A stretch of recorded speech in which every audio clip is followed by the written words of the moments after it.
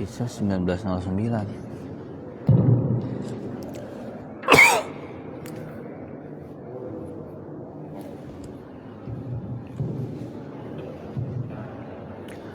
Assalamualaikum warahmatullahi wabarakatuh.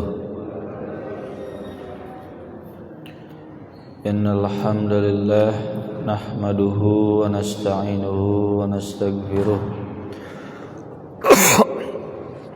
wa na'udzu billahi min syururi anfusina wa min sayyiati a'malina. May yahdihillahu fala mudilla lahu wa may yudlil fala hadiyalah. Asyhadu an la ilaha illallah wahdahu la syarika lah wa asyhadu anna Muhammadan abduhu wa rasuluh. Allahumma salli wa sallim ala sayyidina Muhammadin wa ala alihi wa sahbihi ajma'in. Rabbi israh li sadri wa yassir li amri wahlul 'uqdatam min lisani yafqahu qawli. Rabbana zidna ilman nafi'a warzuqna fahman wasi'a wa amalan mutaqabbala. Bapak-bapak jamaah salat maghrib yang dirahmati oleh Allah Subhanahu wa ta'ala.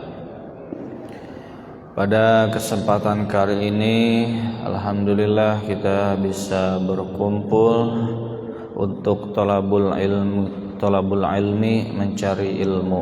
Semoga ilmu yang kita peroleh ilmu yang bermanfaat. Amin ya rabbal alamin. Tema pembahasan kita pada malam hari ini yaitu tentang halal haram nikah siri. Mungkin bapak-bapak bertanya, kenapa pembahasannya tentang nikah siri? Ini pengajian tidak sama sekali bertujuan untuk mengajarkan agar bapak-bapak nikah lagi. Jadi bukan ngajarin untuk nikah lagi. Itu udah punya inisiatif pribadi itu mah ya, gak usah diajarin. Jadi kenapa pembahasannya tentang nikah siri? Yang pertama, sebagai sebuah wawasan. Jadi kita harus punya wawasan tentang halal haram nikah siri dan problematikanya. Sebab pernikahan siri itu banyak terjadi di masyarakat, banyak terjadi di tengah-tengah masyarakat. Barangkali suatu saat ada saudara kita, ada tetangga kita, teman kita, atau keluarga kita sendiri yang ya nasib siapa tahu ya, nasib jodoh siapa tahu. Khawatir barangkali suatu saat dilema harus melakukan nikah siri. Nah, setidaknya bapak-bapak sudah tahu apa dampak positif, dampak negatif dari nikah siri. Sebab kalau kita sudah tahu dampak positif negatifnya, kita punya pertimbangan apakah ini harus dilakukan, apakah ini harus dihindari, dan kira-kira bagaimana solusinya. Jadi intinya ini wawasan mengenai masalah hidup. Namanya nasib siapa tahu gitu kan, barangkali ada teman, saudara, tetangga, nauzubillah terjadi kepada keluarga kita sendiri gitu. Jadi setidaknya merupakan wawasan. Sebelum kita membahas nikah siri, kita harus paham dulu mengenai rukun nikah. Rukun nikah ada berapa Pak? Rukun nikah ada 5. Yang pertama calon suami. Jadi rukun nikah yang pertama adanya calon suami. Maksud calon suami itu orangnya hidup, ada, jelas. Orangnya tidak harus ada di tempat, tidak harus ada di tempat. Maksudnya orangnya tidak harus ada di tempat akad. Itu urusan belakangan. Itu pas akad, iya pas akad orangnya harus ada memang.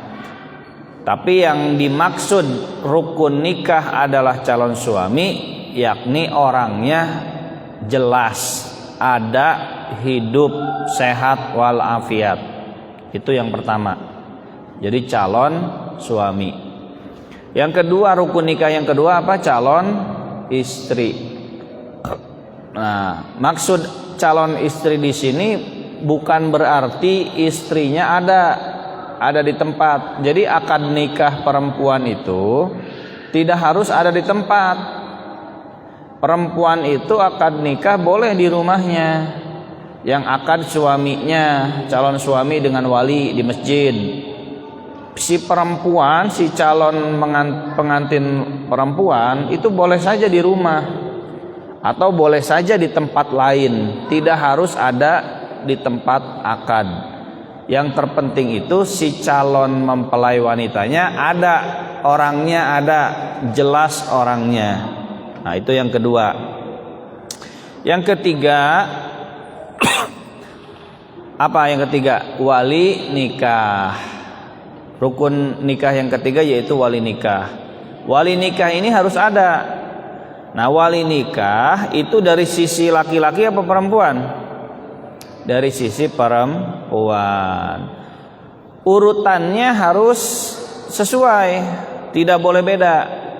Urutan wali nikah yang pertama adalah ayah. Jadi ayah itu urutan yang pertama, bukan yang kesekian. Nggak bisa dilangkahi ayah tuh. Kalau ayah nggak setuju, tidak ada pernikahan. Jadi ayah dulu harus setuju, kecuali kondisi-kondisi tertentu. Ayahnya meninggal misalkan, ayahnya hilang, nggak ada rimbanya, nggak ketahuan di mana. Nah, yang pasti ayah menempati urutan posisi pertama. Setelah ayah siapa? Kakek. Setelah kakek, saudara. Saudara si pengantin perempuan itu. Setelah si saudara pengantin perempuan siapa lagi? Keponakan. Setelah ponakan, paman. Setelah paman, anak laki-laki si pengantin perempuan. Ini urutan nih Pak, urutan, nggak boleh nggak sesuai urutan. Jadi harus ayah dulu minta restunya. Kalau ayah tidak ada, maka tidak bisa langsung ke kakek, nggak bisa. Walinya langsung paman, saudara, nggak bisa. Harus ayah. Nah, ayah boleh nggak mewakilkan ke orang lain? Boleh. Ayahnya nggak biasa pegang mic, gemeteran kalau pegang mic, digantiin, diwakilkan. Diwakilkannya ke siapa saja yang ayah kehendaki. Bisa ke Pak Ustadz, bisa ke Pak Lurah, Pak RW, bisa ke tokoh masyarakat setempat. Jadi kalau ada yang menikahkannya Pak Ustadz, itu bukan berarti Pak Ustadznya wali sebenarnya, bukan. Pak Ustadz itu wakil dari wali yang sebenarnya. Wali yang sebenarnya ya ayah. Ketika ayah nggak ada baru ke kakek dan seterusnya. Nah, itu yang ketiga, rukun nikah yang ketiga yaitu wali nikah. Rukun nikah yang keempat yaitu 2 orang saksi. Dua orang saksi laki-laki. Jadi tidak harus nikah itu saksinya dari kedua belah pihak. Dari laki-laki 2 orang, dari perempuan 2 orang. Tidak harus seperti itu. Yang wajib itu, yang jadi rukun nikah itu 2 orang saksi laki-laki, netral, terserah mau dari pihak laki-laki ataupun perempuan. Jadi mau dari pihak perempuan boleh, dari pihak laki-laki saja boleh, atau nggak ada kaitannya dengan 2 orang laki-laki, dengan 2 orang pengantin itu nggak masalah. Yang penting saksinya 2 orang laki-laki. Kalaupun mau saksinya dari kedua belah pihak, berarti jadi 4 ya. Dari laki-laki 2 orang, dari perempuan 2 orang, berarti jadi 4 ya, boleh aja. Yang pasti harus 2 orang laki-laki. Dan saksinya tuh harus orang yang benar ya, orang yang adil. Kalau bahasa agamanya adil, orang yang sholat. Kalau saksinya nggak sholat, itu bisa nggak sah itu pernikahannya, karena saksinya bukan orang yang adil. Kalau bahasa fikihnya tuh, orang yang nggak sholat nggak layak jadi saksi, karena dia disebutnya orang fasik. Jadi kalau milih saksi, cari tokoh masyarakat yang kira-kira sholat.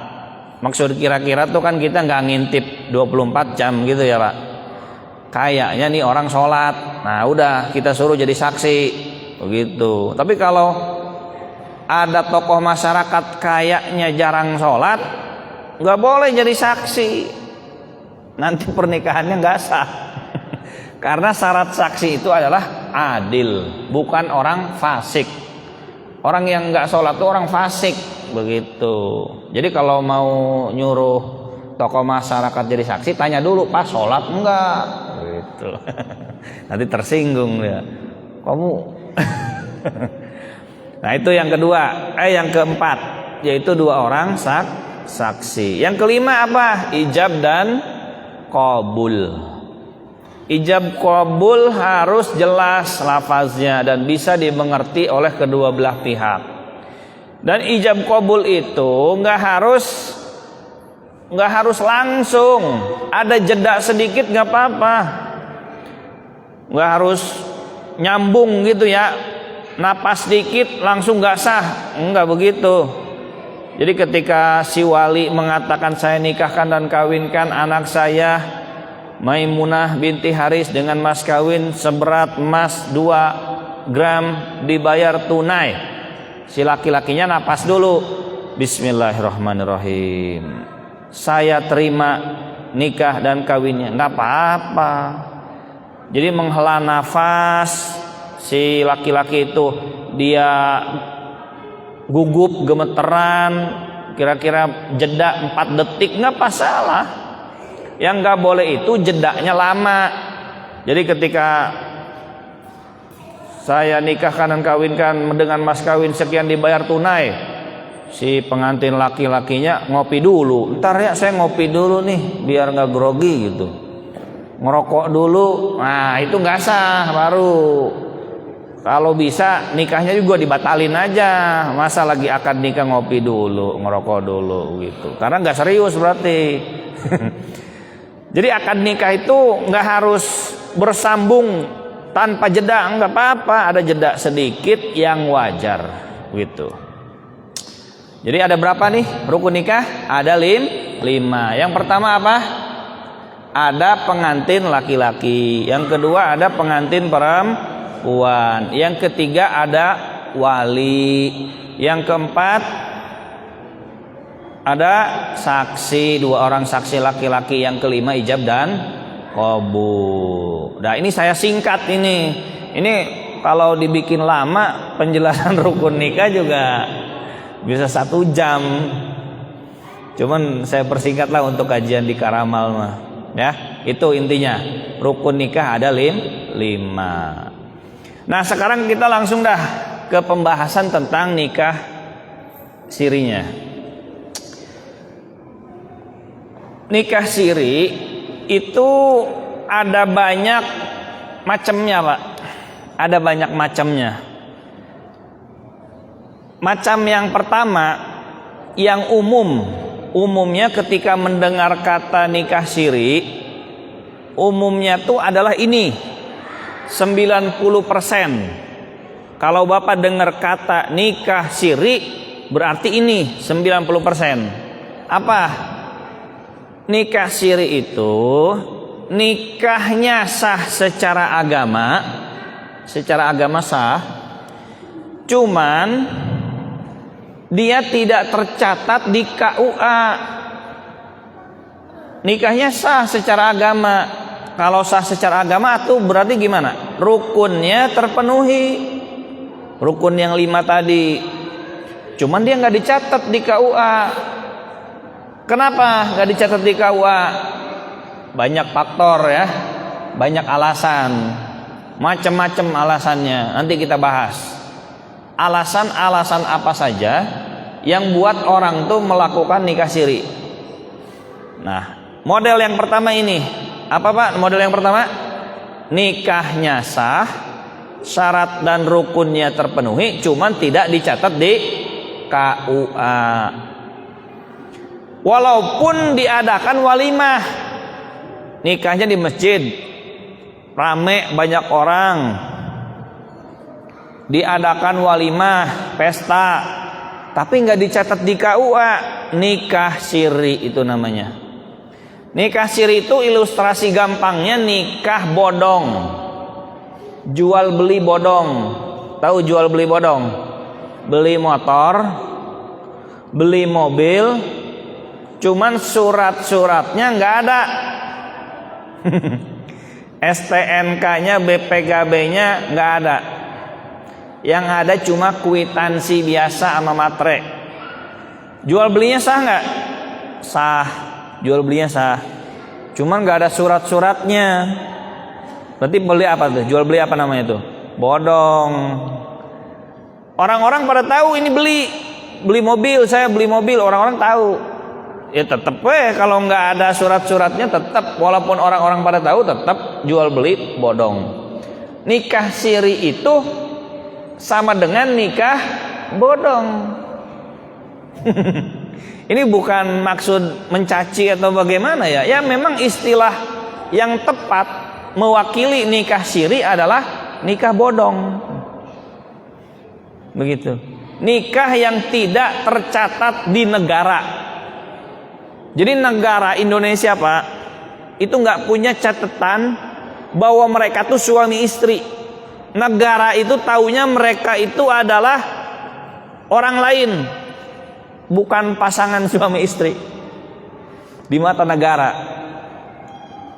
otomatis semua hukum-hukum yang terkait dengan negara tidak ada. Tidak ada hukum perceraian jadinya.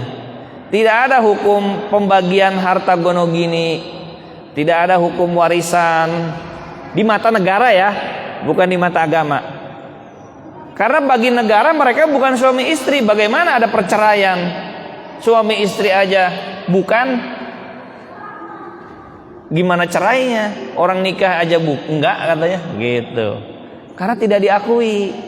Nah, itu adalah nikah siri model pertama. Ini yang paling banyak. Motivasinya banyak, tergantung keadaan masing-masing. Yang kedua, nikah siri yang kedua, nikahnya sah. Nikahnya sah. Berarti kalau sah apa? Rukunnya terpenuhi. Tadi rukunnya terpenuhi. Tapi dirahasiakan. Nikahnya sah tapi dirahasiakan. Nah, dicatat enggak? Tergantung. Bisa dicatat, bisa enggak. Misalkan dicatat, jadi nikahnya sah di KUA, Pak, di kantor KUA. Berarti sah enggak secara agama? Sah. Secara negara sah enggak? Sah. Cuman nikahnya dirahasiakan. Yang hadir di KUA cuma nggak lebih dari 10 orang. Di kampung nggak dirayain, di perumahan nggak dirayain, di kampung perempuannya nggak dirayain, cuma dirayainnya di KUA 10 orang, ama makan-makan keluarga udah. Jadi yang tahu tuh keluarga internal doang ada pernikahan tuh. Nah, pernikahan yang dirahasiakan seperti ini itu juga disebut nikah sirri. Cuman ini agak jarang. Yang dominan ketika kita menyebut nikah siri, dominannya adalah tidak dicatat di KUA. Kalau ini nikah siri yang agak jarang. Ngapain ya dicatat di KUA terus nggak diramein gitu kan. Cuman ada juga orang yang kayak gitu, begitu. Ya alasannya banyak, macam-macam lah gitu. Nah itu nikah siri model kedua. Nikahnya sah secara agama, dicatat di KUA atau tidak, tapi intinya nikahnya tuh dirahasiakan. Begitu. Itu model kedua. Terus yang model ketiga, nikah siri model kawin lari. Jadi kawinnya lari, Pak. Capek ya kawin lari ya. Kawin lari. Jadi kabur. Orang tuanya nggak setuju, dia kabur. Pergi kemana? Ke Jawa sono, ke Jawa Timur. Dari sini ke Jawa Timur. Di sono nyari wali palsu. Walinya tuh bukan keluarganya, bukan ayahnya, bukan kakeknya, bukan siapapun dari urutan wali. Nyari Pak Ustadz di daerah sana. Ada saksi, ada wali, pengantin laki, ada pengantin perempuan, ada ijab kabul. Cuman walinya wali palsu. Bukan wali asli, bukan wali nikah yang sebenarnya. Apakah pernikahan seperti ini sah? Kalau walinya bukan wali yang sebenarnya, tidak mewakilkan juga, maka pernikahannya tidak sah. Karena seorang perempuan itu nggak boleh dia menikah tanpa seizin wali. Harus izin dulu sama bapaknya dong. Bapaknya setuju nggak? Kalau bapaknya setuju ya bapaknya menikahkan atau mewakilkan. Kalau bapaknya nggak ada ya cari wali yang lain. Ini wali yang lain nggak ada semua. Bapaknya dilangkahi. Bapaknya nggak setuju dilangkahi. Nyari wali di jalanan. Nyari Pak Ustadz yang nggak kenal disuruh jadi wali. Nah pernikahan yang seperti ini itu tidak sah. Jadinya apa kalau nggak sah, Pak? Jadi zina. Nah pernikahan yang seperti ini juga disebut nikah siri. Jadi ada 3 model. Cuman yang paling banyak yang dimaksud dari nikah siri adalah nikah yang tidak tercatat di KUA. Nah yang nomor 3 juga, yang tadi tuh, yang walinya bodong itu ya bisa dicatat, bisa enggak. Cuman walinya enggak sah, gitu. Kenapa? Oh ini. Bapak-bapak yang dirahmati Allah Subhanahu wa taala, apa penyebab terjadinya nikah siri? Penyebabnya apa? Penyebab yang pertama, ini banyak sih penyebabnya, saya rangkum nih banyak ya. Yang pertama itu biasanya poligami. Biasanya orang tuh melakukan nikah siri biasanya pernikahan yang keberapa?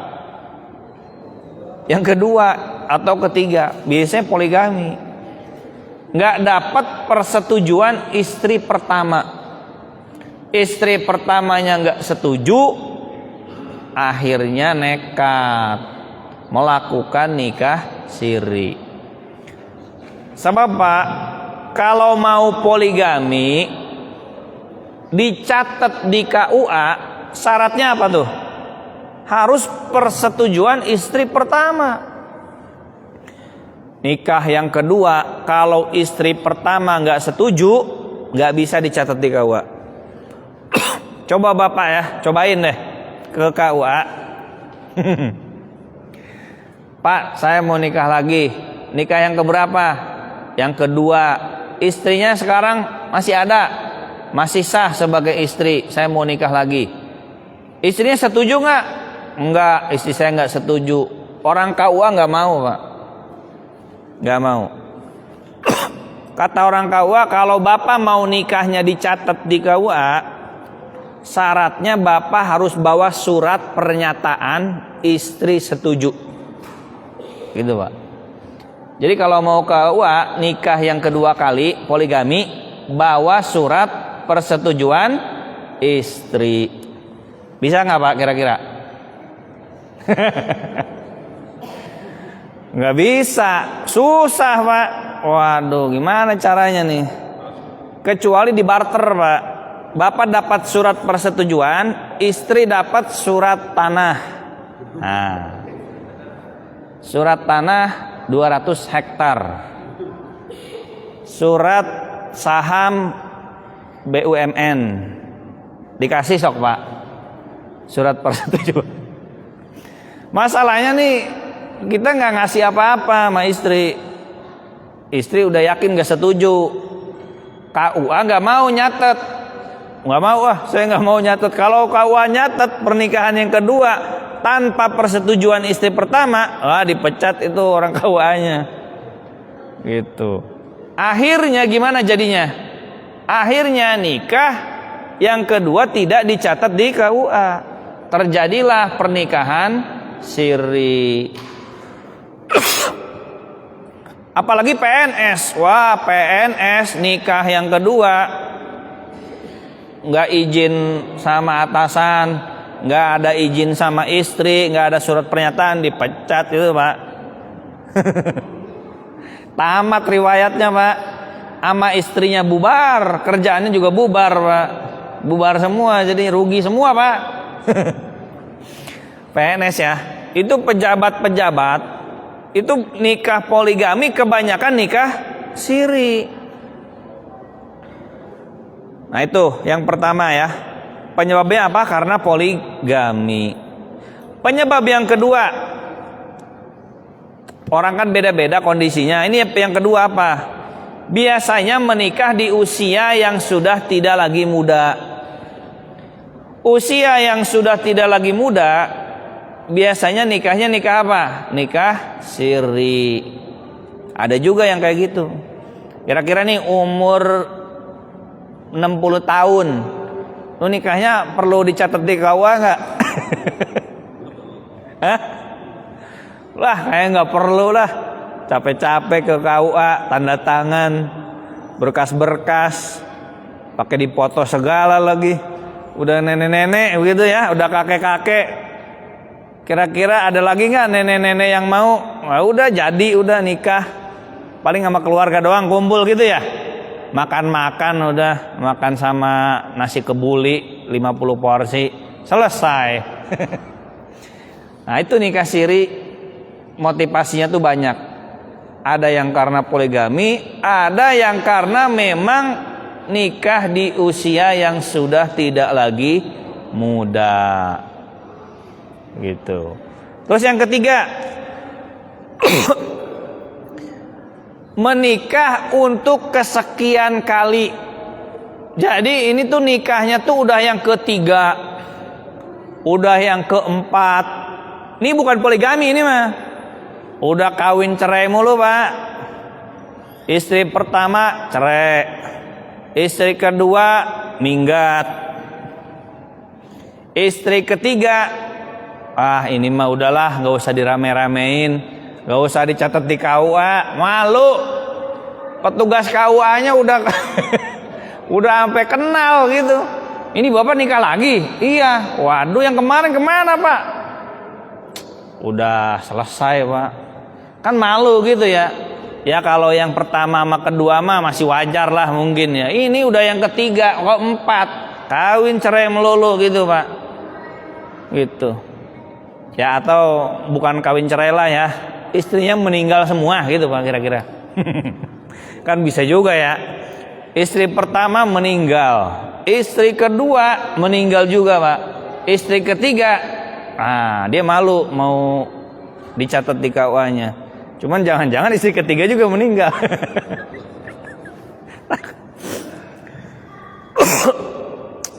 Jadi orang kalau biasanya menikahnya sudah berkali-kali, ini jadi motivasi dia untuk nikah siri. Malu mau dicatat di KUA-nya juga.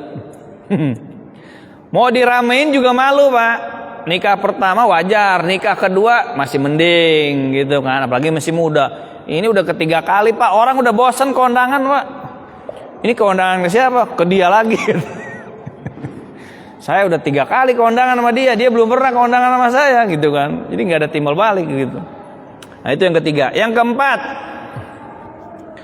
nggak punya biaya mengadakan walimah, nggak punya biaya mengadakan resepsi, nggak punya biaya daftar ke KUA. Ada juga yang kayak gitu.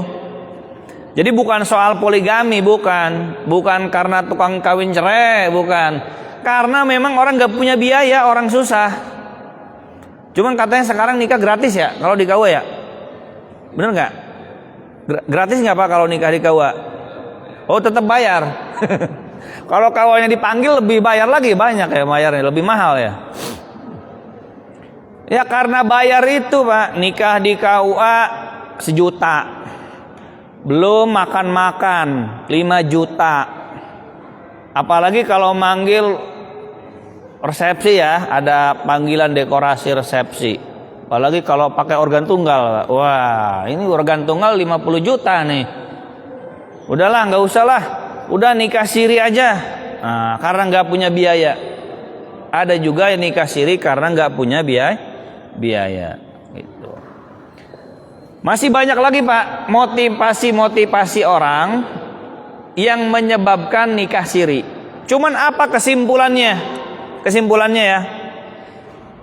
Kesimpulannya nikah siri itu nikah yang merugikan perempuan. Kalau laki-laki mah untung Pak, nggak dirugikan. Dengan nikah siri laki-laki itu tidak dirugikan, justru laki-laki itu diuntungkan. Contoh pejabat yang mau poligami, dia diuntungkan dengan nikah siri karena dia nggak perlu daftar ke KUA, nggak perlu keluar biaya, nggak perlu dia bertanggung jawab secara administrasi, secara negara. Kalau mau dicerain tinggal ditinggalin aja tuh Pak. Pejabat kan begitu ya. Pejabat di sono di Zimbabwe ya, bukan di Indonesia. Pejabat di Zimbabwe itu kalau mau menelantarkan istri sirinya tuh gampang Pak. Toh nggak dicatat di negara. Orang-orang juga nggak pada tahu. Diumpetin di pila Pak. Di pila di Bogor, di Zimbabwe Bogornya gitu ya. Di puncak sono. Ditaruh di sono istri siri yang kedua gitu. Kalau mau ditinggalin tinggal ditinggalin aja Pak. Negara juga nggak tahu, nggak mencatat soalnya. Kalau istrinya mau nuntut gimana nuntutnya? Nggak bisa. Jadi nikah siri itu nikah yang merugikan perempuan. Laki-laki mah diuntungkan Pak. Jadi kalau anak bapak, nauzubillah ya, keluarga kita mau dinikahi siri oleh seorang laki-laki, kalau bisa Pak, jangan. Kalau bisa jangan. Kecuali minta jaminan saldo 2 miliar. Ya kira-kira ini mah ya gitu ya. Kalau jaminannya gede, jaminannya misalkan 10 M, jadi kalau mau ditinggalin juga masih punya jaminan hidup gitu ya. Tapi kalau bisa juga jangan, walaupun jaminannya gede gitu ya. Lebih baik jangan. Sebab ini rawan ditelantarkan, rawan jadi bahan perdagangan manusia bahkan Pak.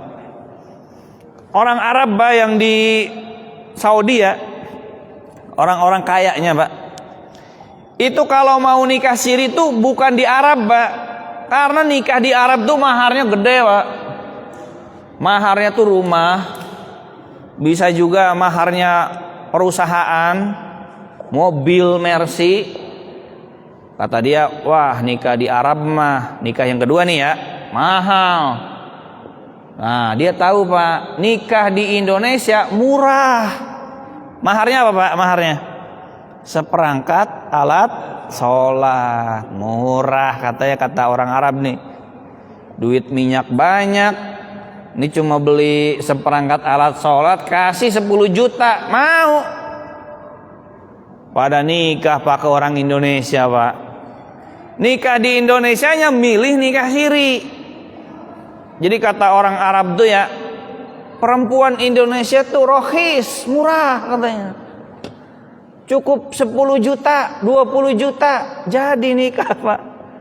Apalagi yang di kampung Pak, yang di gunung-gunung itu ya, di daerah Cianjur, Ciamis, Bogor. Cari yang di kampung tuh ya, bapaknya kasih 20 juta, anaknya kasih 10 juta.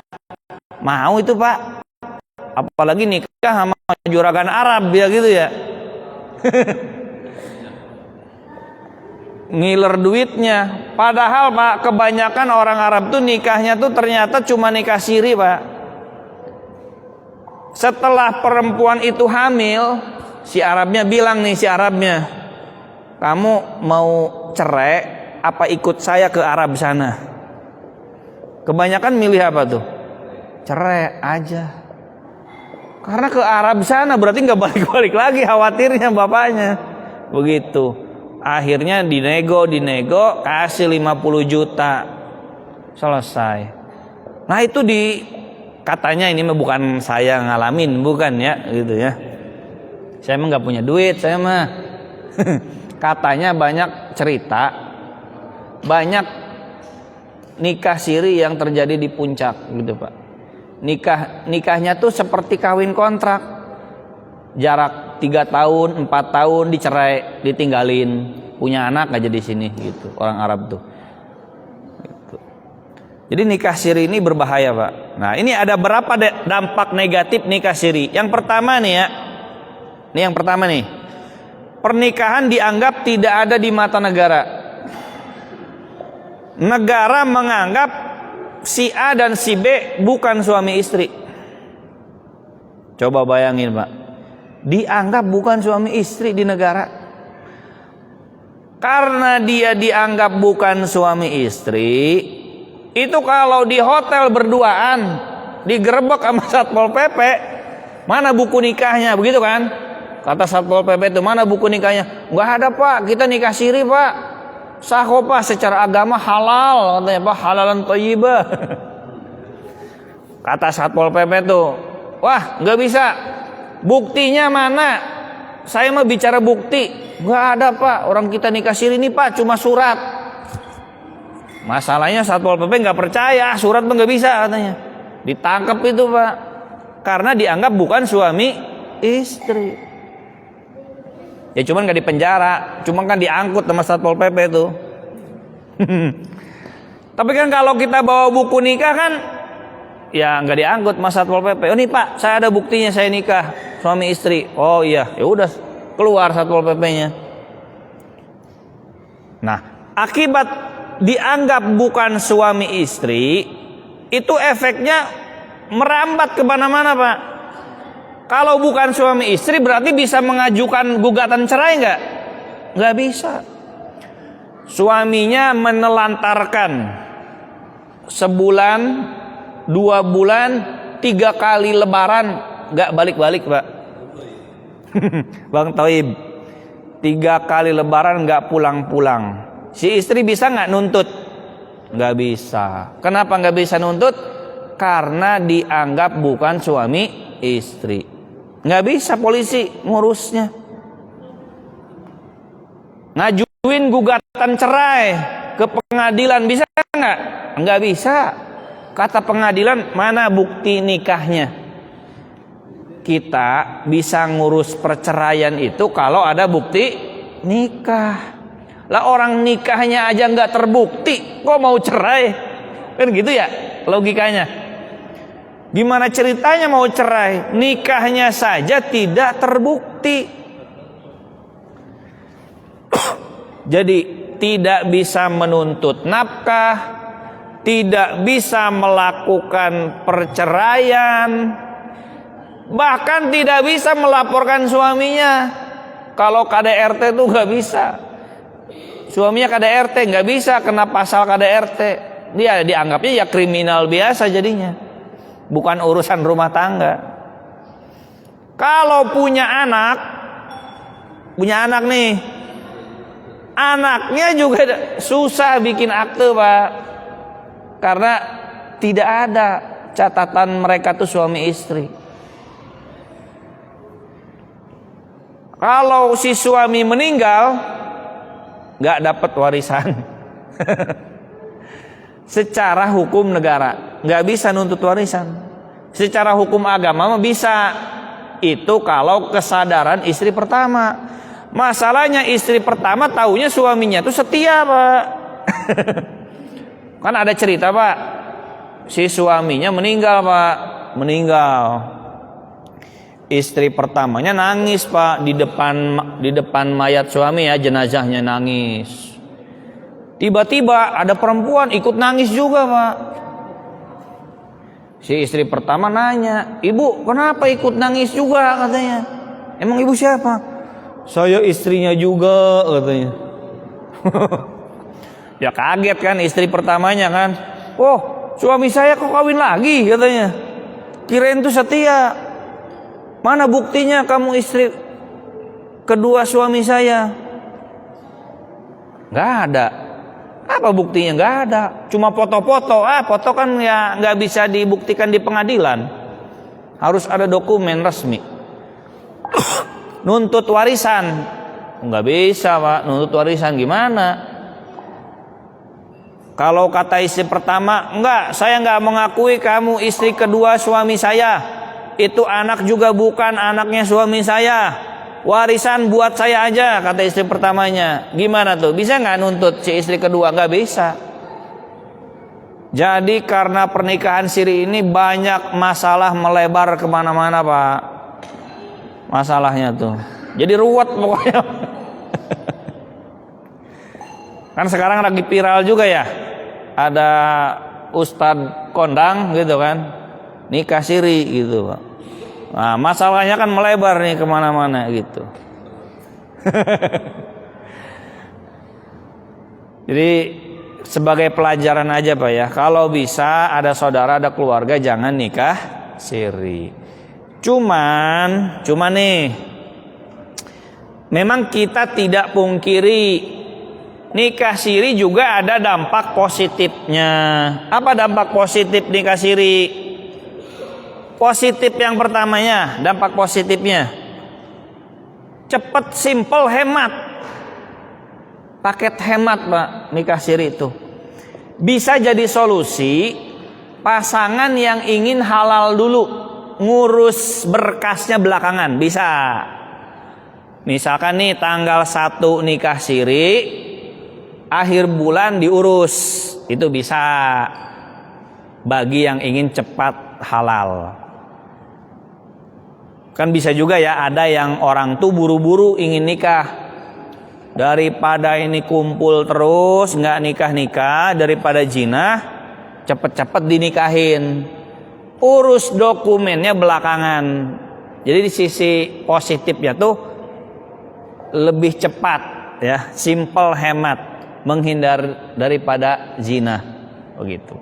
Cuman jangan lupa tuh segera diurus. Kalau nggak diurus akan jadi bom waktu. Jadi nikah siri itu bomnya bom waktu. Dia meledaknya nggak sekarang, dia meledaknya suatu saat nanti. Setahun, 2 tahun, 10 tahun punya anak, apalagi anak banyak. Wah, anak banyak tuh minta hak nanti. Nanti meledaknya kalau suaminya meninggal, duar meledak. Terjadilah perebutan waris, sengketa keluarga, ya, dan lain sebagainya. Terus dampak positifnya sedikit lagi ya. Dampak positifnya apa lagi?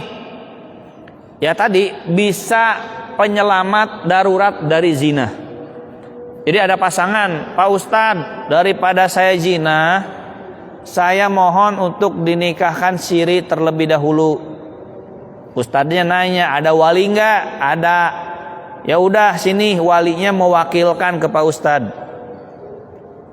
Nah, atas pertimbangan macam-macam, pertimbangan yang banyak, akhirnya Ustadz itu menikahkan secara siri. Cuman sebenarnya itu tuh berbahaya. Berbahaya bagi siapa? Bagi perempuan itu di masa yang akan datang, yang berkaitan dengan nafkah, berkaitan dengan perceraian, berkaitan dengan hak-hak waris, berkaitan dengan administrasi keluarga, dan lain sebagainya. Demikian Pak, mohon maaf apabila ada kesalahan. Adanallahu wa iyyakum ajmain. Wassalamualaikum warahmatullahi wabarakatuh.